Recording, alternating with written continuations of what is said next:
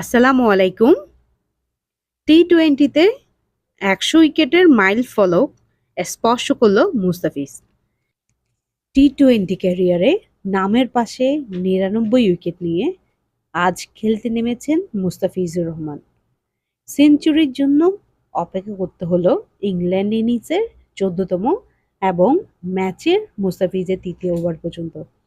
প্রথম বলটাই ডেভিড ম্যালানের ব্যাটের কানায় লেগে গেল উইকেটের পেছনে লিটন দাসের হাতে। বাংলাদেশের দ্বিতীয় বোলার হিসেবে টি-20তে ১০০ উইকেটের মাইল ফলক স্পর্শ করলেন মুস্তাফিজ। প্রথম বাংলাদেশি বোলার হিসেবে টি-20তে ১০০ উইকেটের মাইল ফলক ছুঁয়েছিলেন সাকিব আল হাসান।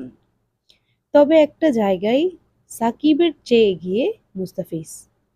টি-20তে এই মুহূর্তে বাংলাদেশ অধিনায়কের ১০০ উইকেট পেতে লেগেছিল ৮৪ ম্যাচ। মুস্তাফিজ আজ খেলতে নেমেছেন নিজের ক্যারিয়ারের ৮১ নম্বর টি-20। সাকিবের লেগেছিল ১৪ বছর ২৮৪ দিন। মুস্তাফিজ মাইলফলকটা স্পর্শ করলেন মাত্র ৮ বছরেই। বোঝাই যাচ্ছে সাকিবরা যখন শুরু করেছিলেন তার চেয়ে এখন টি-20 ম্যাচ খেলার সংখ্যা কত বেড়েছে। আন্তর্জাতিক টি-20তে ১০০ উইকেট পাওয়া মাত্র ষষ্ঠ বোলার মুস্তাফিজ।